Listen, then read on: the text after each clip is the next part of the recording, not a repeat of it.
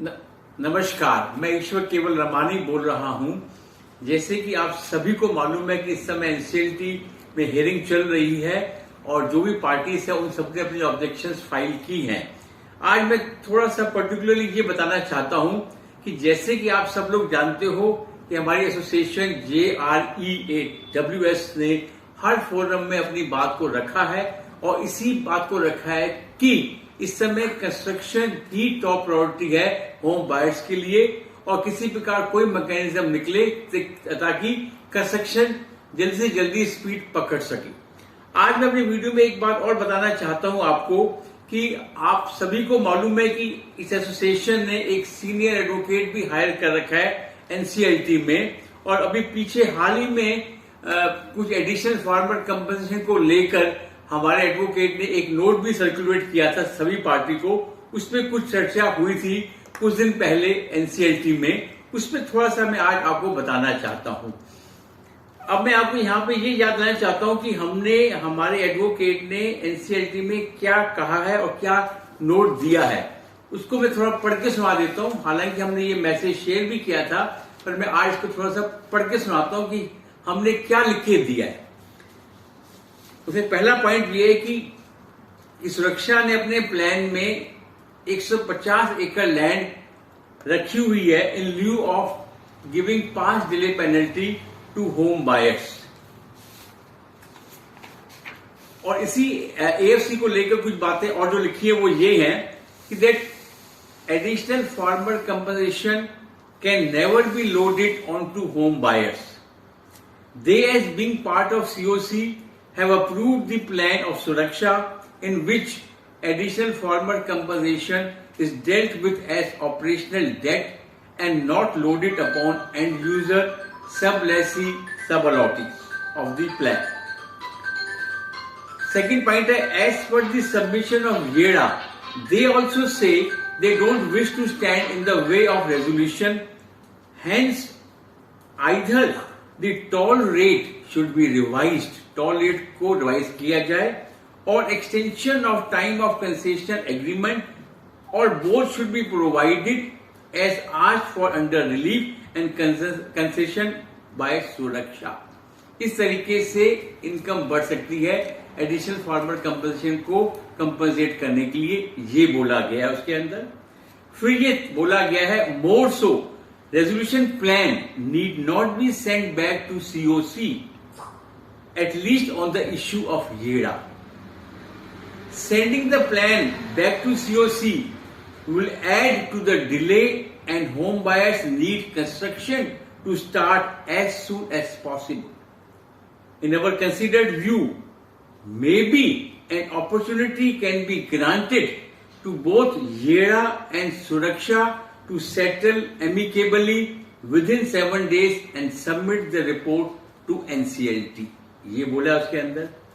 फिर ये कहा है in case as part of amicable settlement the due additional farmer compensation has to be loaded upon home buyers. अगर home buyer पे load करना ही है then the home buyers the total additional farmer compensation on home buyer will be around 205 crore 205 crore की liability home buyer पे आ सकती है।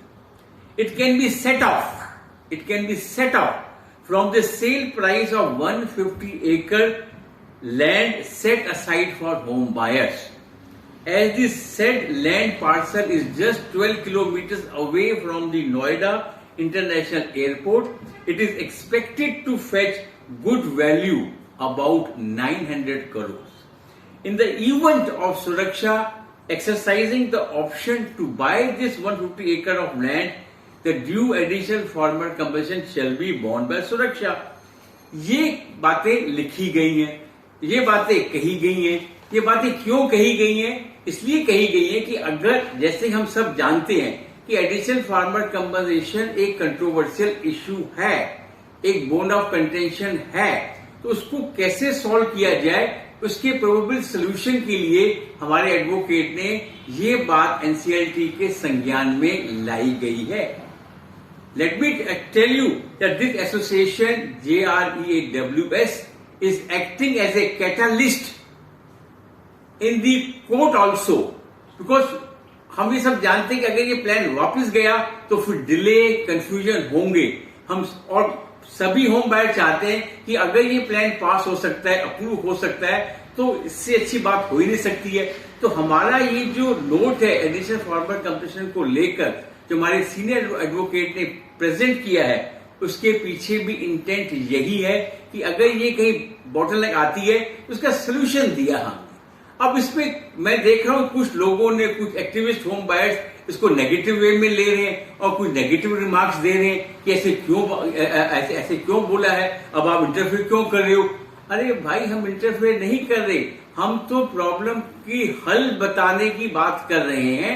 हम क्योंकि अब ये बहुत जरूरी है कि होम बायर्स भी अपनी बात को sensibly in a rational manner court के अंदर भी रखें, क्योंकि ये सारी बातें हमने बाकी फोरम में तो कही दी हैं। हमने जब फाइनेंस मिनिस्टर से मिले या एमएलए से मिले या ऑनरेबल सीएम ऑफ यूपी को बोला गया है या प्राइम मिनिस्टर ऑफिस को एड्रेस किया है या आईबीबीआई के चेयरमैन से हमने जब बातें रखी हैं, इन सब फोरम में हमने कंस्ट्रक्शन को ही टॉप प्रायोरिटी रखा है। और यही बात एनसीएलटी में हमारे एडवोकेट ने भी इस फार्मर कंपनसेशन इशू को लेकर उनके संज्ञान में ये प्रोबेबल हल दिया है, जो है हल। तो आज मैंने अपने वीडियो के थ्रू यही कहने की कोशिश की गई है कि अगर कोई किसी को कंफ्यूजन है इस बात को लेकर तो आज इसको दूर किया है। अगर किसी को कोई डाउट है तो वो हमसे बात कर सकता है, पर इसमें नेगेटिव लिखना, नेगेटिव बोलना मुझे समझ में नहीं आता। एटलीस्ट मेरे ख्याल से मैंने आज ये पॉइंट आप सभी को क्लियर कर दिया इस वीडियो के थ्रू। धन्यवाद।